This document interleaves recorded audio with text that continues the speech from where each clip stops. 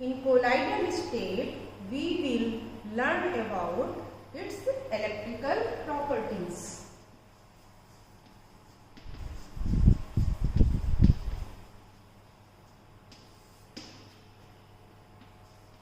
Electrical properties.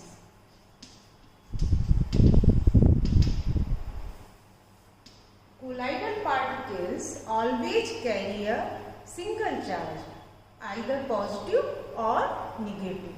Therefore, they repel to each other and do not come close together to form a non-colloidal particle.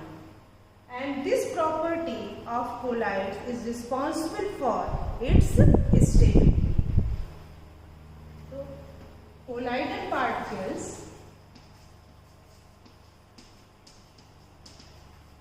always carry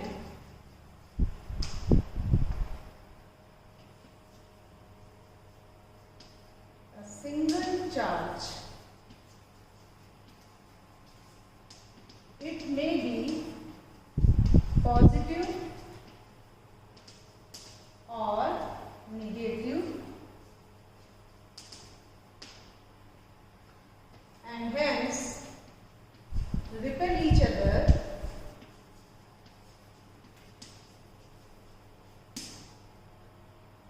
and do not come close together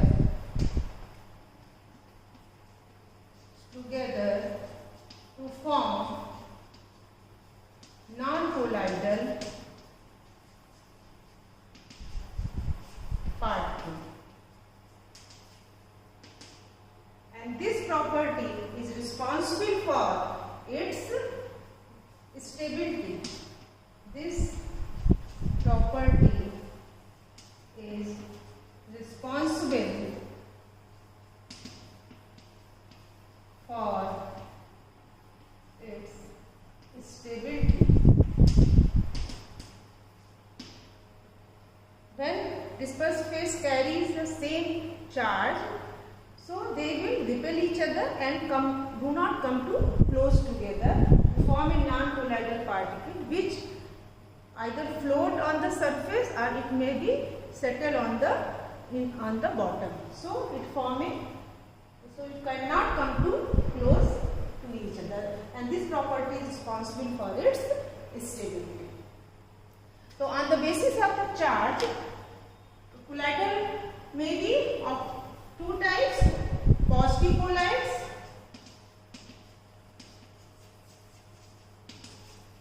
and negative colloids.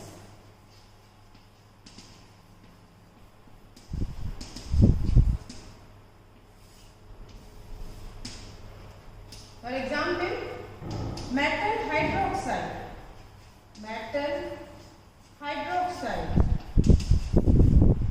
ferric hydroxide, aluminum hydroxide.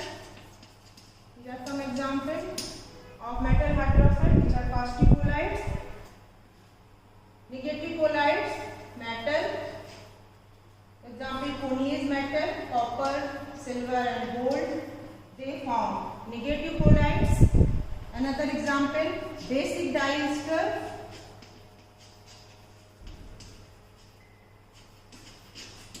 methylene blue,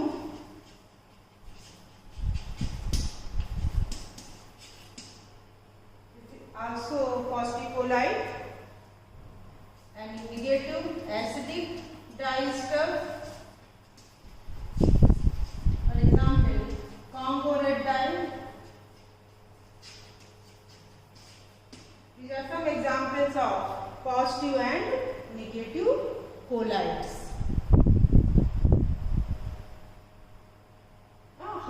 How charge on the colloidal particles originate?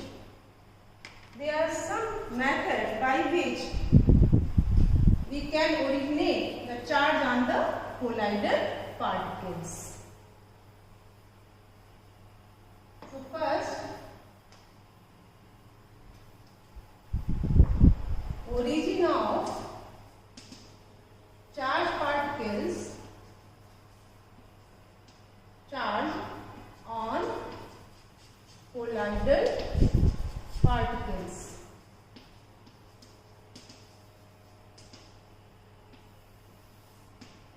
Charge on the colloidal particles may be due to first presence of acidic and basic group in a molecule. If a same molecule contain acidic and basic group, so charge can be originate on the colloidal particles. For example, if we take an example of proteins, in proteins they are made up of amino acids. If we take the first member glycine, so in acidic medium,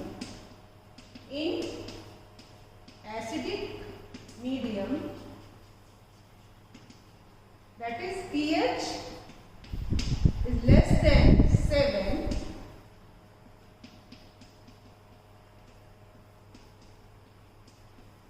this is glycine. In acidic medium, it forms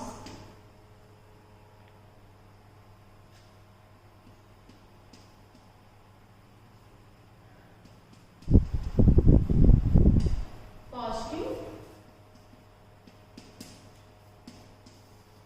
polarity. So in acidic medium, it forms a positive polarity.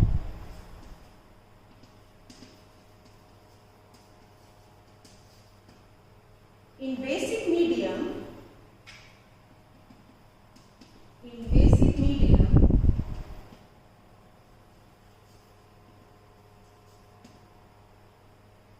pH is greater than 7. This molecule, glycine, the same molecule forms a negative polarity.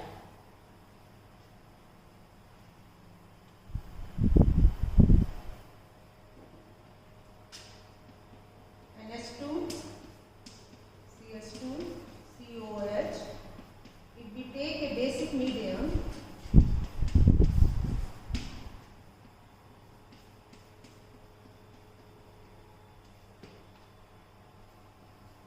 so it forms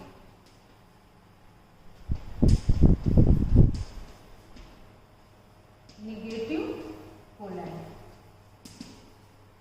So this is how charge on the colloidal particles generated. This is the one of the method by which colloidal particles carry charge. Second method,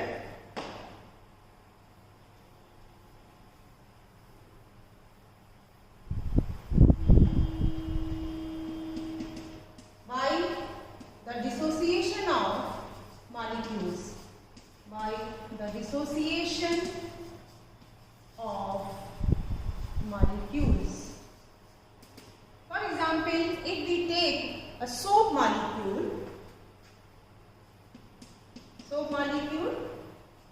is it is a sodium or potassium salts of higher fatty acids. This is an example of sodium palmitate.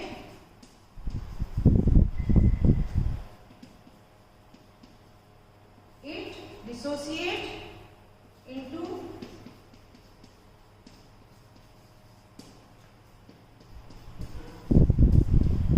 sodium ion and palmitate ion. So this is how a negative charge is originated on the colloidal particle.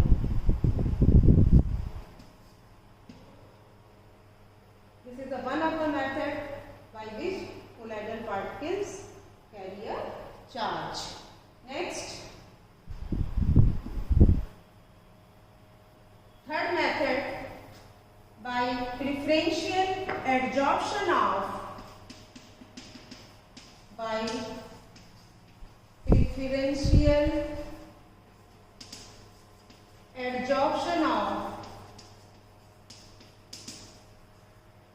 ions from the medium.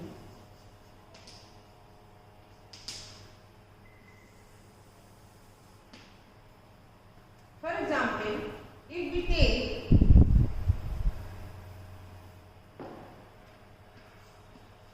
a molecule of ferric hydroxide,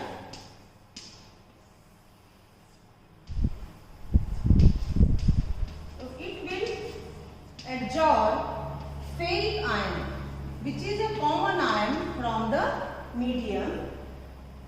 Common Fe is a common ion, so it will absorb a ferric ion on the surface of its molecule.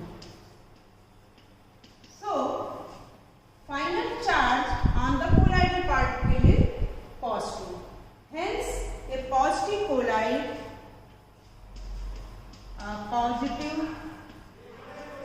colloid, of ferric hydroxide is formed. So we can write it like this: FeOH thrice plus Fe3 plus FeOH thrice Fe3 plus. This is a positive colloid. Similarly, a negative colloid, arsenic sulfide, it absorbs a negative common ion, that is sulfide ion, from the medium. So it gets absorbed on the surface of this arsenic sulfide, and finally it forms a negative colloid. Negative colloid. We can write like this: arsenic sulfide, and it will absorb sulfide ion and form As2, S3, S2 minus. So this is how charge on the colloidal particles originated. One thing important is here, the particle always absorb a common ion from the medium. For example, ferric hydroxide, it absorbs a ferric ion from the medium, and arsenic sulfide molecule, it absorbs a sulfide ion from the medium, and finally form positive and negative colloid respectively. So these are the some electrical properties in which, by which charge on the colloidal particles originated. Some other method, for example, by the electrodispersion, charge on the colloidal particles can be originated. So this is one of the electrical properties by which the charge can be originated on the surface of the colloidal particles, and this property is very important for the colloidal for its stability. Otherwise, if they do not contain this property, what will happen? If they contain the opposite sign, they will attract each other and they will form a non-colloidal particles which either settle down at the bottom or float on the surface, and finally our system will be destroyed. So this electrical property is very important property for the colloid to exhibit its stability.